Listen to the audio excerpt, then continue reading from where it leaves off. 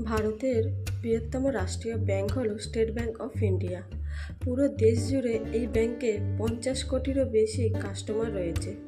শহর থেকে শুরু করে গ্রামাঞ্চলের দেশের সমস্ত কোনায় কোনায় রয়েছে এই ব্যাংকের শাখা। সম্প্রতি দেশের বৃহত্তম ব্যাংক ডেবিট কার্ড অর্থাৎ এটিএম কার্ডের বাৎসরিক চার্জ বৃদ্ধি করেছে। এবার থেকে প্রতি বছর কত টাকা করে চার্জ দিতে হবে জেনে নিন আজকের এই ভিডিওটির মাধ্যমে। দিনের পর দিন ইউপিআই ব্যবহারকারীর সংখ্যা বেড়েই চলেছে এবং ইউপিআই ব্যবহারকারীর জন্য প্রয়োজন এটিএম কার্ড বা ডেবিট কার্ড। তাই বর্তমান দিনে সকলের কাছে এটিএম কার্ড রয়েছে। তাই এই সুযোগকে কাজে লাগিয়ে state bank of India ATM কার্ডের বাৎসরিক চার্জ বৃদ্ধি করেছে। সম্প্রতি এসবিআই এটিএম কার্ডের বাৎসরিক চার্জ আগের তুলনায় 60% বাড়িয়েছে। স্টেট ব্যাংকের এটিএম কার্ডের বৃদ্ধিপ্রাপ্ত এই মেইনটেনেন্স চার্জ জারি করা হবে আগামী 1 এপ্রিল থেকে।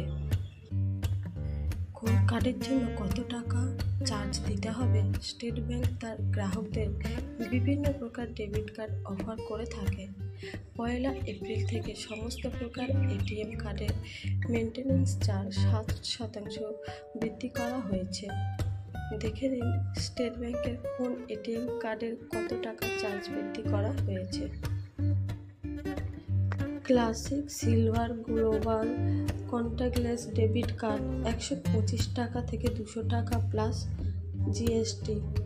ইউবা গোল্ড কম্বো ডেবিট কার্ড, মাই কার্ড যেগুলো ইমেজ কার্ড বলা হয়, সেগুলো 175 থেকে 250 plus GST.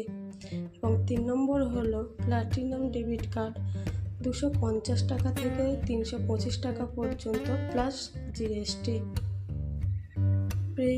Premium business debit card 350 টাকা থেকে 425 টাকা পর্যন্ত দিতে হবে প্লাস জিএসটি।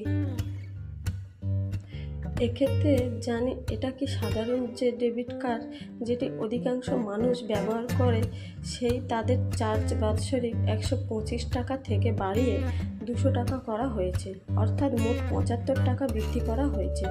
এছাড়াও সমস্ত প্রকার ডেবিট কার্ডের চার্জ আগের তুলনায় 75 টাকা বৃদ্ধি করা হয়েছে। Thank you for watching.